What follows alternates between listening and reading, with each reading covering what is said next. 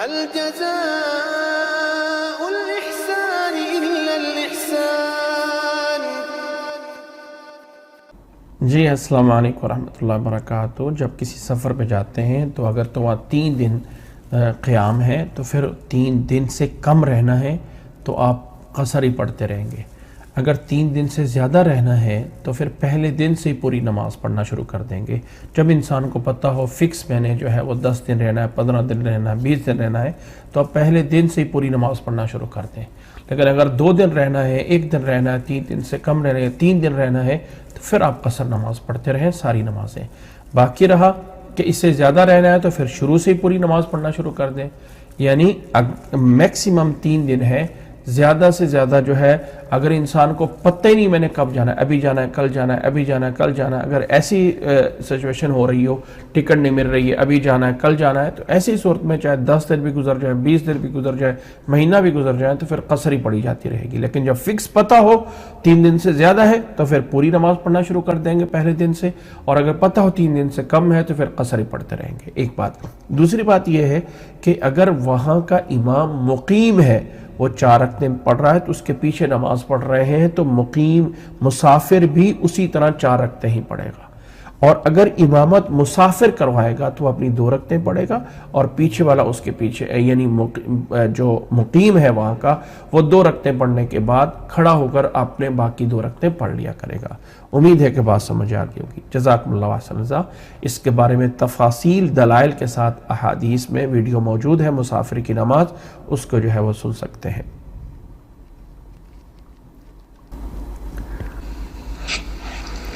السلام علیکم ورحمۃ اللہ وبرکاتہ۔ شیخ صاحب، میرا کوشچن یہ تھا کہ لیڈیز کو ڈیلی نارمل روٹین میں پاکی کی حالت میں کچھ نہ کچھ وائٹ ڈسچارج ہوتا رہتا ہے، اور وہ وائٹ ڈسچارج جو ہے وہ کپڑوں پر بھی لگ جاتا ہے، تو کبھی وضو کی حالت ہوتی ہے اور کبھی وضو کی حالت نہیں بھی ہوتی، تو اب کیا ان کپڑوں میں نماز پڑھی جا سکتی ہے یا پھر وہ کپڑے چینج کرنے پڑیں گے؟ جی السلام علیکم ورحمۃ اللہ۔ ان کپڑوں میں نماز پڑھی جا سکتی ہے اتنی سی جگہ پہ جہاں پہ وہ وائٹ ڈسچارج لگا ہو، اتنی سی جگہ کو دھو لیا جائے اور پھر نیا وضو کر کے جو ہے وہ نماز پڑھی جا سکتی ہے۔ کپڑے کی اتنی سی جگہ کو دھو لیا جائے، پورے کپڑے کو چینج کرنا کوئی لازم نہیں ہوتا۔ اگر اتنی سی جگہ کو تھوڑا سا الگ سے جو ہے وہ دھو لیا اور نیا وضو کر لیا تو نماز جائز ہوگی۔ جی السلام علیکم ورحمۃ اللہ۔ السلام علیکم ورحمۃ اللہ وبرکاتہ۔ اور میرا ایک کوشچن اور ہے کہ کیا ہم کسی ایسی جیولری کے ساتھ نماز پڑھ سکتے ہیں جس میں آواز ہو رہی ہو؟ انفیکٹ کوئی نامحرم نہ ہو وہاں پہ، بٹ ایسی جیولری کے ساتھ ہم نماز ہو جائے گی جس میں آواز ہو رہی ہو کچھ؟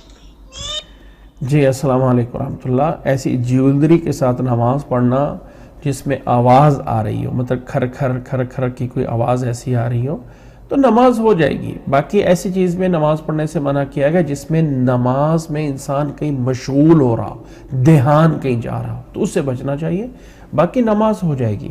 جی السلام علیکم ورحمۃ اللہ۔ السلام علیکم ورحمۃ اللہ وبرکاتہ۔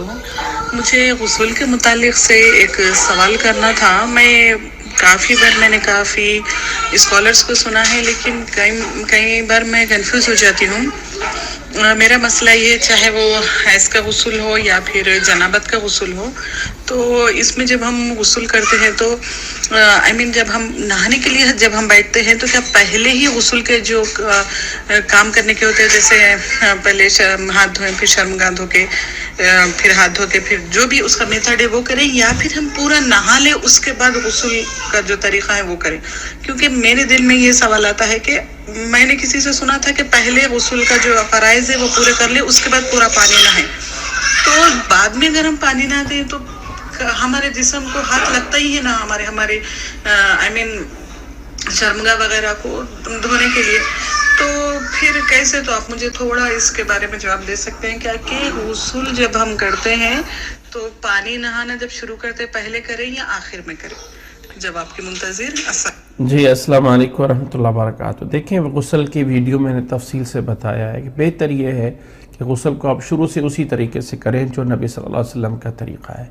اصل میں ہم کنفیوژن اس میں ہیں کہ وضو اگر انسان کو غسل کے دوران اپنا ہاتھ شرمگاہ کو لگ گیا تو کوئی فرق نہیں پڑے گا. ٹھیک ہے، آپ کو اس طرح وضو بعد میں دوبارہ کرنا ہے، غسل تو ہو گیا، غسل تو ہو گیا، یعنی انسان کو وضو دوبارہ کرنا ہے، وہ جیسے غسل پورا ہوگا بعد میں وضو بھی الگ سے کر لے. لیکن اگر نبی صلی اللہ علیہ وسلم کے طریقے کے ساتھ رکھے کہ پہلے شرمگاہ کو دھو لیا جائے، پھر انسان اپنے ہاتھوں کو جو ہے وہ یہاں تک دھو لے صابن سے، پھر جو ہے وہ وضو کرے جیسے وضو کرنا ہے، اور سر کے مسے کی باری آئے تو بالوں پہ پانی ڈالے اور پھر پورے جسم میں پانی ڈال لے، تو شروع سے ہی اس طرح کیا جائے تو زیادہ بہتر ہے. اب انسان کہتا ہے کہ جی وہ غسل کرے گا تو ہاتھ تو اس کی شرمگاہ کو لگ سکتا ہے، بھئی لگ سکتا ہے، لیکن بہتر یہ ہے، میں آپ کو اس کا ایک حل بتاؤں کہ شروع کے اندر انسان اپنے نیچے والے حصے کو، ناف سے لے کے نیچے والے حصے کو پانی ڈال کے صابن لگا کے دھو لے. ٹھیک ہے، اب انسان کو دوبارہ وہاں پہ ہاتھ لگانے کی ضرورت نہیں پڑے گی. اس کے بعد پھر انسان جو ہے وہ دونوں جو ہے وہ ہاتھوں کو دھوئے اور وضو کرے جب بالوں کے آئے تو تب انسان بالوں کے اوپر پانی ڈال لے اور پھر پاری جسم پہ ڈال لے، اور پھر بالوں کو صابن سے یا شیمپو سے اور باقی جسم جو اوپر والا حصہ رہ گیا ہے اس میں صابن لگا لے. تو اس طرح کر کے اس کے ہاتھ نیچے نہیں لگیں گے تو اس کا وضو بھی ہو جائے گا اور غسل بھی ہو جائے گا، اس کا وضو بھی ہو جائے گا اور غسل بھی ہوگا. باقی رہا کہ اس میں آپ کے نے جو ایک بات ایڈ کی نا، غسل کے فرض، پہلے پورے فرض کیا ہے؟ عموماً بتایا جاتا ہے کہ غسل کے 3 فرض ہیں: ناک میں پانی ڈالنا، کولی کرنا، غرارے کرنا اور پورے جسم پہ پانی پانا. یہ 3 فرض کہاں پہ لکھے ہوئے ہیں؟ میں سوال کرتا ہوں کسی سے، آئیے کہ اس انداز سے کون سی حدیث آئی ہے جس میں کہا گیا 3 فرض ہے؟ کہیں بھی نہیں کہا گیا.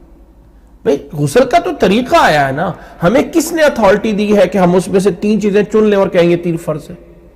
اللہ تعالیٰ نے تو غسل کہا ہے، نبی صلی اللہ علیہ وسلم طریقہ بتا دیا، اس لیے جو سارا طریقہ ہے وہ سارا ہی کرنا ہے. یعنی اس میں یہ کہنا وہ بھی یہی ہے کہ پورے جسم پہ پانی بہانا ہوتا ہے، اچھی طرح غرارے کرنے ہوتے ہیں، اچھی طرح ناک میں پانی ڈالنا ہوتا ہے. تو جو وضو ہے وہ بھی تو اس میں سے، صرف یہ ہے کہ اگر آپ سمجھیں مشکل ہے تو ٹھیک ہے، آپ جیسے مرضی کر لیں، یعنی پورے جسم پہ پانی ڈال لیا، اب جو ہے وہ صابن لگا لیا پھر پورے جسم پہ، تو بعد میں وضو کر لیں، غسل پھر بھی ہو جائے گا، بعد میں وضو کر لیں. لیکن جو طریقہ ہے وہ اس کو اگر اپنائے تو زیادہ بہتر ہے، وہ نبی صلی اللہ علیہ وسلم کا سنت ہے، اسی کے مطابق غسل کیا جائے، چاہے غسل جنابت ہے، چاہے غیظ سے ہے، جس کی وجہ سے بھی ہے، تمام طرح اگر اس طرح کیا جائے تو یہ زیادہ بہتر ہے. واللہ اعلم بالصواب. السلام علیکم ورحمۃ اللہ. السلام علیکم.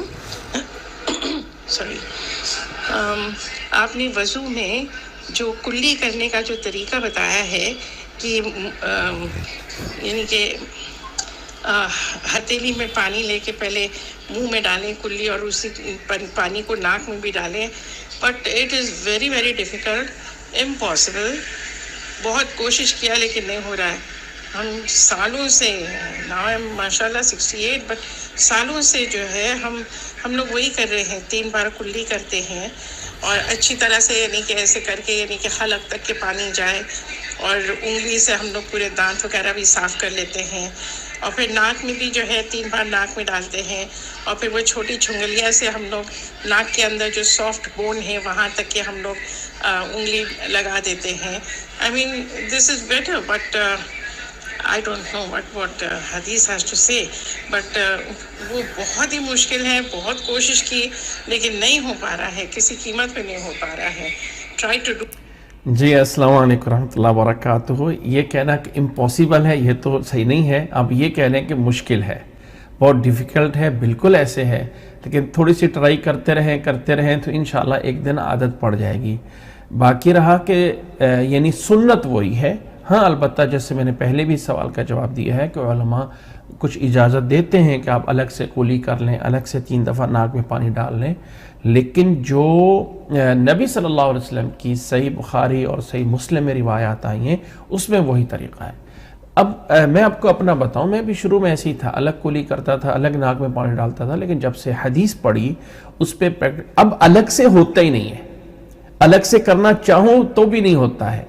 بعض دفعہ ویسے چہرہ دھو رہے ہوتے ہیں, وضو نہیں کرنا ہوتا ہے, تو کلی کرنے کا ٹائم تو ہاتھ ویسی چلا جاتا ہے کہ آدھا منہ میں آدھا ناک میں, اور اس کو کھینچ کے نکال کے, یقیناً شروع میں جو ہے وہ ڈیفیکلٹ مشکل لگے گا, لیکن ایک انسان کا جب سوچتا ہے نا کہ میں نے یہ کرنا ہے تو کبھی نہ کبھی جا کے ہو جاتا ہے. جب انسان شروع میں ایک پکا بنا لے کہ اب کرنا ہی نہیں ہے, ہم سے ہو ہی نہیں سکتا, تو پھر کبھی بھی نہیں ہو سکتا ہے.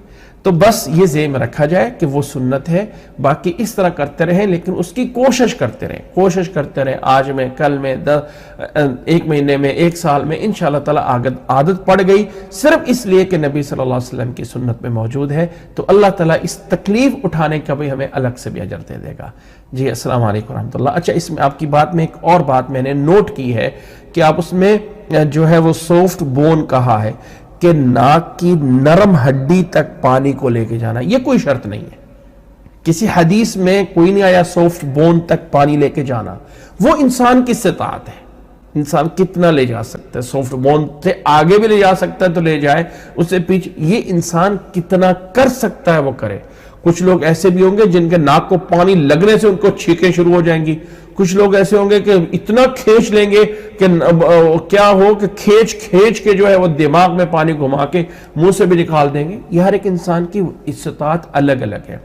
جتنا انسان کر سکتا ہے اس سے اوپر انسان کو تکلف میں نہیں ڈالا گیا. ناک میں کہاں تک کھینچ سکتے ہیں, کوئی انسان اس کو سافٹ بون تک لے جا سکے گا, کوئی نہیں لے جا سکے گا, لیکن کوشش کرنی چاہیے زیادہ سے زیادہ. اس کی لمٹ کوئی نہیں بتائی گئی. یہ جو سافٹ بون نرم ہڈی تک پانی لے کے جانے والی بات ہے, یہ حدیث میں کہیں موجود نہیں ہے. یہ حد بندی نہیں ہے, زیادہ سے زیادہ کوشش ہے جتنی کر سکتے ہیں. اب اس میں کوئی انسان نہیں کر سکا, صرف نہ تھوڑا سا اندر گیا, کوشش کیا گیا, پھر بھی اس کا غسل بھی ہو جائے گا, اس کا وضو بھی ہو جائے گا. جی السلام علیکم ورحمۃ اللہ.